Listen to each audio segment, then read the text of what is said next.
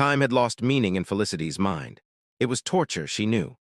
The Reaper had to give the order to confine her in near absolute isolation, a whole brig wing just to herself, secluded in her claustrophobic cell. She was forever watched over, but the AI never answered her calls and the guards never spoke a word, at least not directly at her. She honestly didn't know what was worse, being ignored so completely or the mocking glares and smirks on her guards whenever they gave her a second-long glance every now and again. The princess was cruel in more ways than one, petty, cowardly, and infinitely vindictive. She couldn't escape her even in her dreams, a looming shadow ready to devour her. And yet that paled in comparison to the dark abyss reflected in the eyes of the man she'd unleashed upon her. With Wyatt Staples, subtlety was unneeded. That man was a beast wearing the skin of a human. If the Reaper was a looking shadow and the blood rend a grasping hand ready to crush any foe, then the wolf hound was a predator ready to tear the heart out of anyone the void-deeded skank felt like eliminating. Only her hatred toward the blonde woman kept her sane, and the knowledge that she could yet inflict a wound kept her heart warm and beating. Felicity looked up when steps echoed in the distance, multiple steps. Something was happening. Treacherously, she allowed herself to believe that the ship had been boarded and she'd be rescued, but her betraying hope stabbed her in the heart when she noticed that no emergency lights had been turned on, no alarms blared. This was something different. A few seconds later, she saw a group of Marines reach her cell. The leading man, she noticed, wasn't a Marine. His armor was neatly polished and bore the colors of House Dra as he proudly bore his lord's sigil pin to his chest. She was staring at an honor guard. Her eyes widened and a gasp escaped her throat. "No," she half-shouted as the energy field died and the door was opened. She tried to stand on her feet, but the shackles prevented her from doing any movement more complicated than an awkward step. Upon failure, she curled into a ball, fear overtaking her. Had so much time passed already? Had she been delivered to Camem already? She didn't get to answer her questions as the group of Marines stepped inside her cell, and all but dragged her out after the shackles around her ankles unlocked themselves, freeing and dooming her at the same time. "No," she repeated as her heart became more agitated. "You will be silent," the honor guard ordered as another two took a firm hold of her arms and forced her to walk. "I'm Felicity Cintor Aries, a parent of House Cintor. You can't treat me like this," she said, ignoring how her practiced voice was off thanks to her poorly treated broken nose. "By order of his Lord Regent Duke Draymore, we can," the honor guard replied as the group began to advance. Felicity tried to protest again, but one of the Marines placed something against her mouth, and a moment later, a mouthpiece attached to half her face, silencing her. Angered and still refusing to accept her coming fate, she tried to free herself from their grasp, but to no avail. She was much weaker than they were, and her injured arm protested against the strain. 10 minutes of futile resistance drained her defiance, and finally, she admitted defeat. Disgraced, Felicity could only watch in confusion as she was quietly moved out of the diplomatic vessel of House Ferentes and transferred to an awaiting shuttle. The ship had docked with what had to be a massive station, at the very least that much was clear, but she knew for a fact it wasn't any of the stations surrounding Cam or its moons. As she was being loaded up to the shuttle, she saw the sigil of House Ishtal on its side, a 10-pointed star with a cybernetic eye at its center. Realization came to her as she was forced to sit down, strapped tightly to her seat. She was in the Alba system, and she was with all due likelihood going to be transported down to Morning Star, the capital world of House Ishtal. Dread filled her veins, turning her blood into permafrost as another realization followed. His Lord Regent was waiting for her. The message was clear. He was there, he was in Morning Star. He had come from Cameron to deal with her personally. Felicity wanted to scream, curse, and cry at the same time, but her body only trembled, age-old instincts coming to the surface in recognition of something terrible coming her way, something she'd be unable to stop, dodge, or mitigate meaningfully. The trip down to the planet passed within the blink of an eye. Before she knew it, she was forced to her feet once more and forced to march. The vibrant, deep blue sky that the white dwarf star gave the world met her gaze. Alba's soft but warm rays against her skin delivered a momentary reprieve from all her worries, fears, and regrets. It was a most welcome, if brief, sensation. Alas, it was cut down far too quickly as the grand palace of House Ishtal caught her attention and the plethora of people pointing at her, some in mockery, some in disdain, some in disgust, all in contempt. Her heart sank. This wasn't something the Lord Regent would do, publicly shamming her. No, this was the will of another. Who was responsible wasn't a mystery, not to her. Felicity gritted her teeth as hurtful comments, sneering glares, and poisonous remarks reached her ears. There wasn't even an attempt made to deflect or hide their intentions. Her already shattered pride and ego were further torn apart, sinking her into depths she didn't think existed. Even light years away, the sadistic princess found a way to sink her deeper and deeper into a hole of shame from which there would be no escape. After being paraded for what felt like an era, Felicity was guided to a pair of exquisitely made and adorned doors, tall, thick, and ostentatious, engraved with achievements, gems, precious metals, and so many decorations it would take her several minutes to absorb and contemplate the fine detail of such magnificence properly. Instead, she was all but shoved inside as the doors opened to reveal a large room. At the center, a lonely podium was present, surrounded by elevated stands and a series of booths. Judging eyes glared at her from all directions. Some were present in the flesh, and others were present through screens. She recognized many on those screens. Esteban Wonder, head of House Wonder, alongside his wife Natalia Wonder and his brother Rodrigo. Of course, Tamarind and Andrew Ken were present alongside half a dozen other Kens, including Andrew's wife. If looks could kill, Felicity knew she'd be nothing more than ashes on the ground under the intense glare of Selena Ken. Internally, she wondered if that wouldn't be a preferable fate than what awaited her. At least 24 men and women wearing Royal Navy or Army uniforms were also present. Fleet admirals, generals, and many influential nobles had made time just for her. It was the farthest thing from flattering she could imagine, yet it only got worse for her. Unsurprisingly, she saw her mother, Deborah, and her father, Otto, present as well. Her father's eyes were cold as a grave, but her mother's were ignited by a fire that no star could match. Felicity lowered her head slightly upon meeting her gaze. Even through a screen, she was no match for her mother's wrath.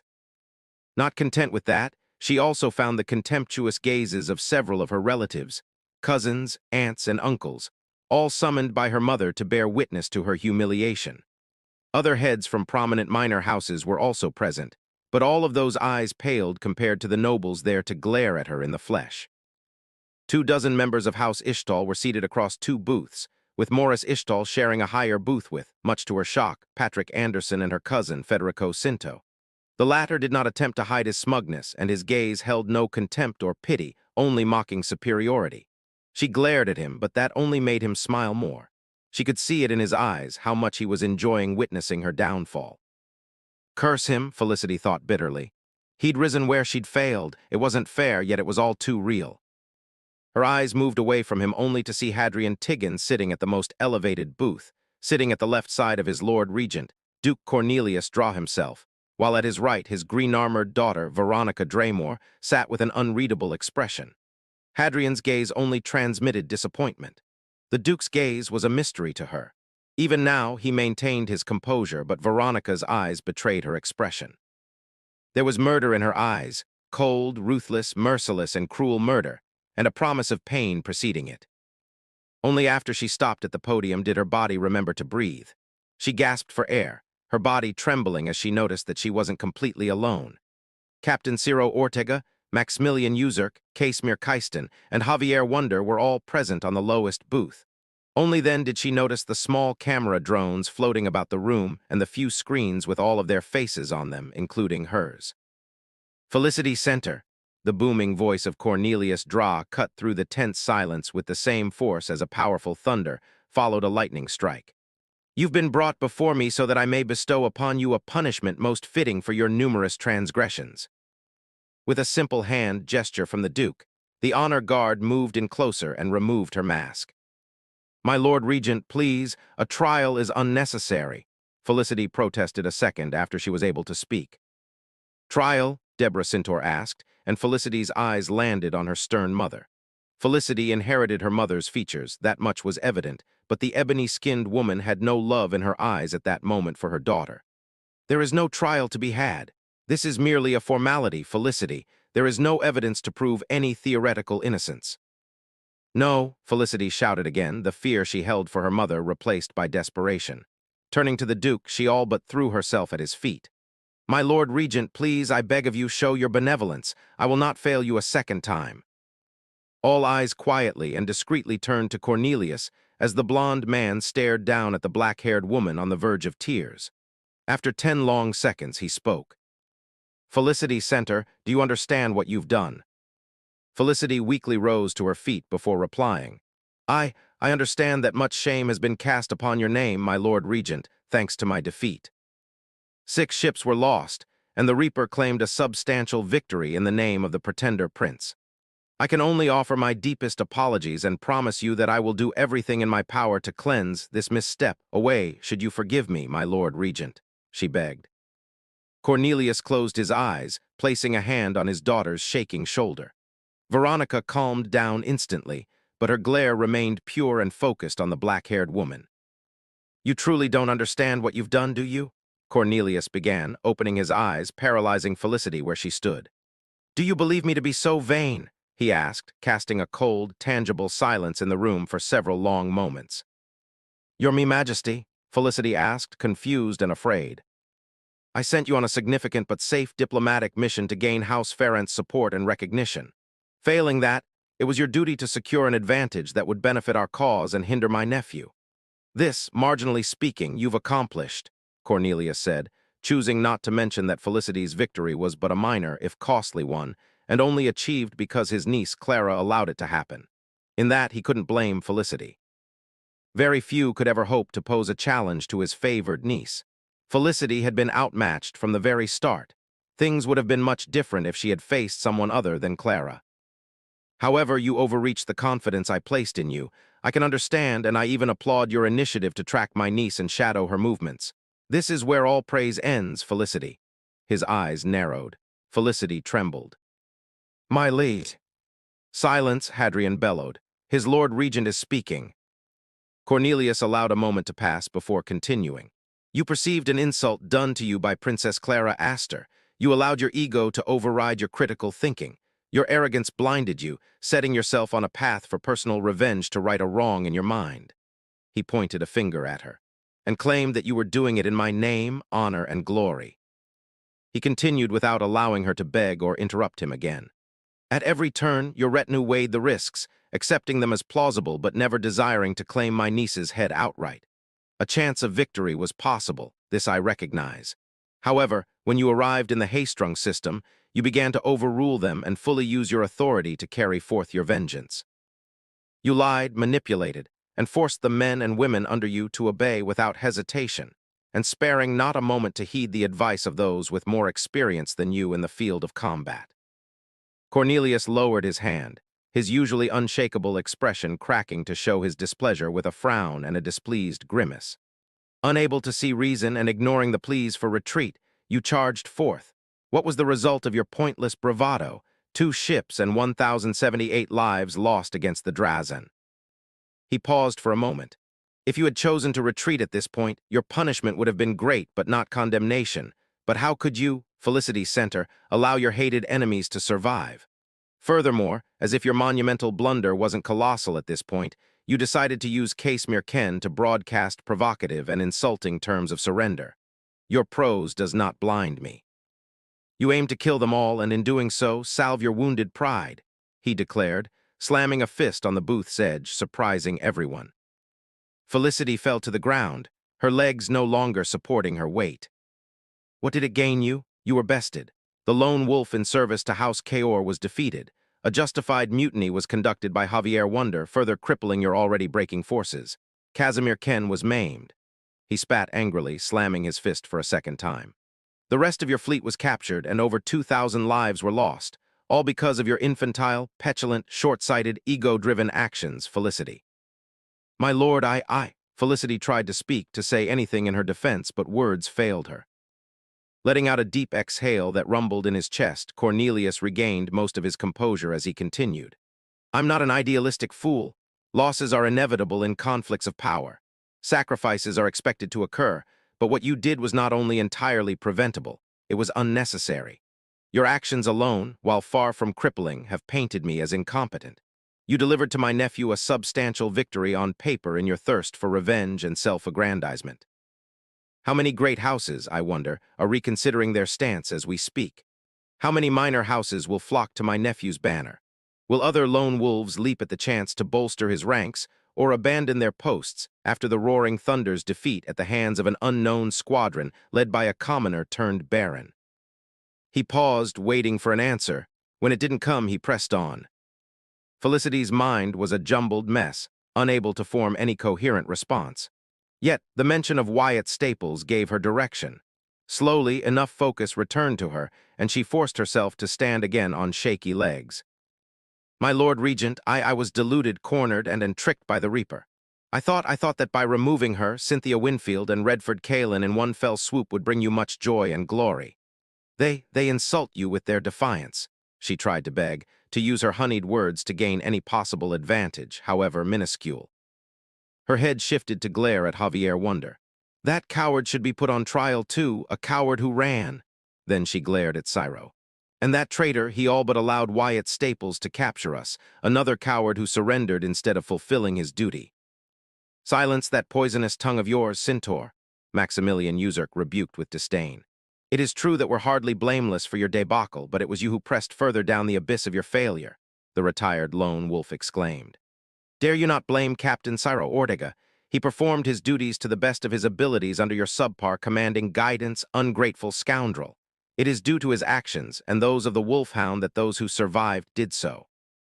He claimed before raising an arm to embrace Casimir gently. The young Ken looked at him with a vacant stare. Lords Casimir and Javier were put under your protection to gain experience in their respective fields, and how did you repay that trust placed upon you by your allies? Maximilian asked, glaring at Felicity. You used Lord Casimir for your own benefit. You went as far as to use him as a shield in voice and body. Now look at the consequences of your actions. He spat. You call Lord Javier a coward. What did you expect from him, to die for your glory in a feudal battle? I do not approve of his methods, neither do I condemn him. He's not a soldier, much less a warrior, and yet he could see that victory was out of your reach. His only mistake was to prioritize his safety and cause unnecessary mayhem through his mutiny.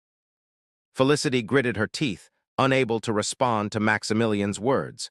She glared at him, wishing to obliterate the insufferable man. The evidence is undeniable, Felicity Cintor. Your actions alone have brought immeasurable shame upon House Cintor, Deborah exclaimed. Where you've displayed nothing but incompetence, stupidity, and blind ambition, my nephew, your cousin Federico, has demonstrated himself superior to you in every regard. Felicity turned to glare at her cousin, who was predictably enjoying every second of her continuous humiliation. Savvy, guile, and a true negotiator and diplomat. Thanks to him, Lord Patrick Anderson has recognized our Lord Regent's claim and has decided to support his cause fully, Deborah praised. But the ridicule you've brought onto our house cannot be forgiven. Felicity's eyes widened as her heart skipped a beat in pure horror. Mother, please reconsider. I will fix my mistake. Please, my Lord Regent, forgive me, let your benevolence shower me, and allow me to serve you so that I may undo the insult I've brought upon you, your name, and your house. She begged and implored with all her might, tears finally falling down her cheeks. Rage, impotence, realization, fear, and a dozen gut-twisting emotions swirled inside her like a storm. In desperation, she opened her mouth and reached inside it with her right hand. With a grunt, she peeled off one of her murs, presenting it to him. The honor guard moved quickly to retrieve it. I hid an original copy of the Gallant Ventures footage, Felicity said, presenting her last bargaining chip. The truth is anathema to that villain, my liege. Let me prove to you my usefulness. Cornelius stared at Felicity for long, silent moments, enough time to know that the majority of his gathered allies and subordinates would start to silently wonder if he'd show her clemency. Even if he wanted to, he wouldn't. Finally, his voice echoed in the room. An insult can be forgiven, a mistake can be fixed, a bad decision may be salvaged, but what you've done, it cannot be overlooked nor justified. I bestowed my trust into your hands. You abused it for your own benefit. You believed yourself superior. Now you will face the consequences of your actions, Felicity Cintor. He said, turning to the head of House Cintor. Deborah glared at her daughter, her eyes devoid of love, care, or compassion. Your insolence, incompetence, and multitude of failures leave me no other choice. From this moment forward, I, Deborah Cintor, renounce you, Felicity Cintor. I strip you of your possessions, rank, titles, position, and all claims to our noble bloodline. Mother, Felicity croaked, but Deborah continued, her glare intensifying. She turned to her father, Otto, but his gaze was, as always, distant and uninterested.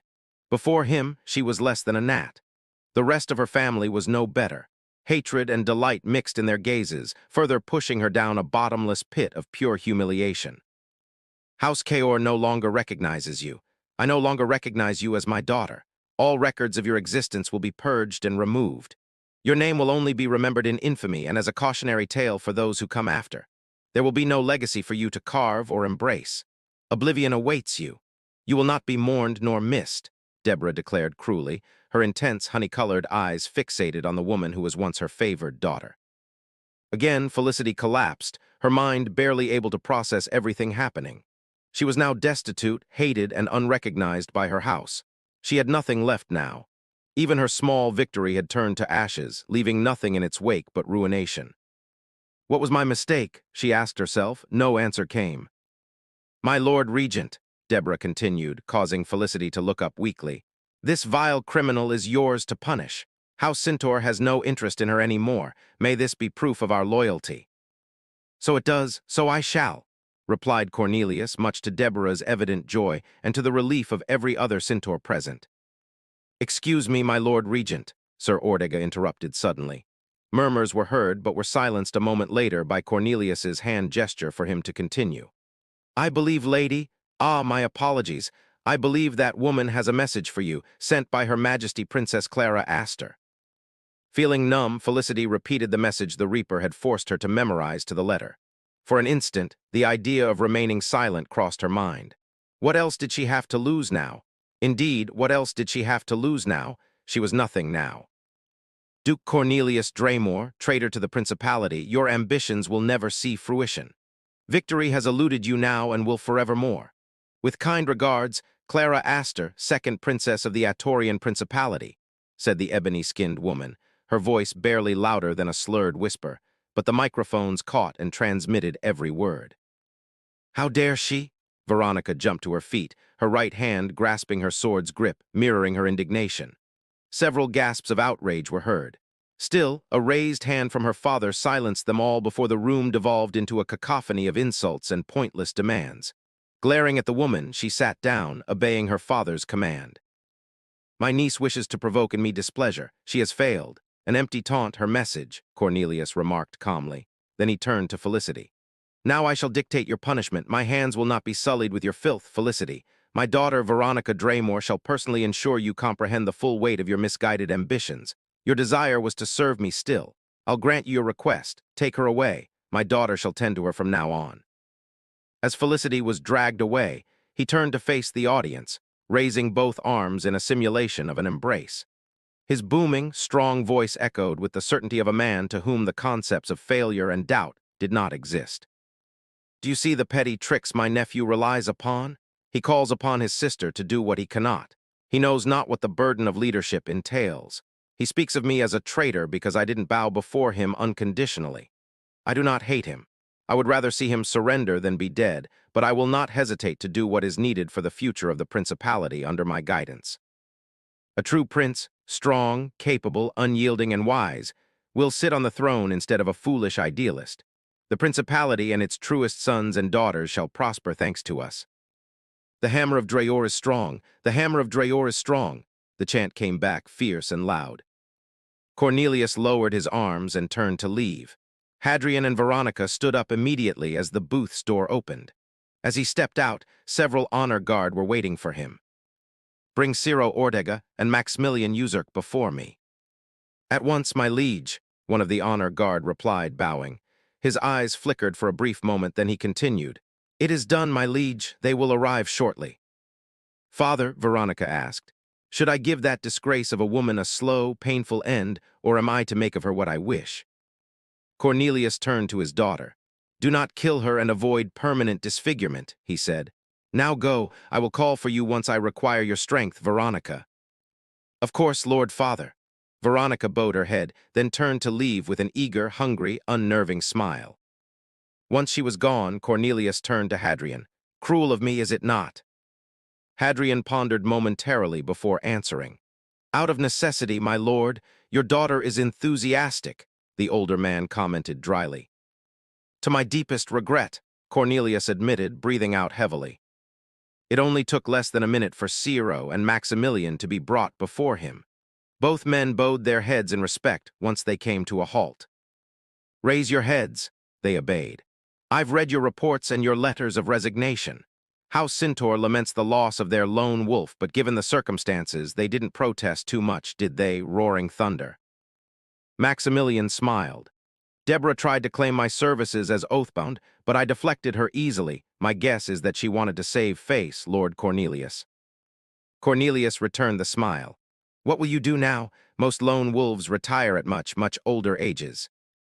Maximilian shrugged. "My time as a lone wolf was short, but my fortune is big enough to last me several lifespans, Lord Cornelius. I was bested twice, yet I'm content and satisfied with the results. Now I hand over my legacy to one who may surpass me beyond my expectations, the Wolf Hound." Hadrian commented, raising an eyebrow. "Do you truly believe that a lowborn will be able to do such a thing?" Maximilian grinned widely. "Wyatt Staples will surpass me," he claimed with certainty. "The Roaring Thunder grows silent to watch from the sidelines. Perhaps I'll become a sommelier. I would very much like to taste Monter. There will be much to do as I see the Wolfhound grow with each encounter." "In that case, trying to convince you to serve under my house will prove fruitless," Cornelius said, not as a question but as an affirmation.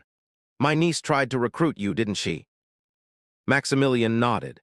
"She tried multiple times. She is not what I expected the Reaper to be, as dangerous as I feared, more cunning than I suspected, and surprisingly erratic in an almost charming way. Her Majesty is quite disarming in person." Ciro agreed. "Ciro Ordega," Cornelius turned to the proud captain, "whilst I accept and respect your resignation, I must insist you remain. I would rather not lose a truly honorable and competent man and officer such as yourself." "Your words fill me with joy, my liege. However, I will not reverse my decision. I believe in your cause, my liege, but I cannot see myself again facing the princess or the wolfhound, Wyatt Staples, in battle. I dread it so. It is not cowardice that guides me, but respect and honor. I simply cannot, my Lord Regent.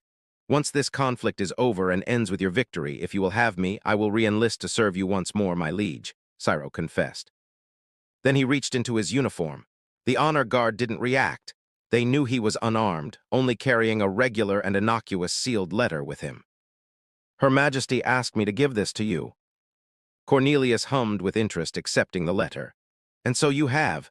I cannot force you to remain. Regardless, my gratitude is with you for all you've done, Lord Ciro." Ciro bowed his head. "It was my honor to serve, my liege." The green-eyed man nodded once, then stored the letter in his inner chest pocket. "Gentlemen, before you depart, do answer me this question. Was I unjust toward Felicity?" Maximilian answered with a bellowing laugh now that he was free from the respirator. "I would have strangled the life out of her with my own hands in your place, Lord Cornelius." Ciro remained silent for a few seconds before replying. "She was guilty beyond doubt, my lord. Some may say her punishment is too harsh. I believe it is a start to pay for all the lives her actions claimed unnecessarily. Their blood is in her hands." Hadrian nodded in approval as Cornelius remained impassive. With a hand gesture, Ciro and Maximilian were dismissed and escorted away. Internally, however, Cornelius wondered what his most beloved niece had sent him.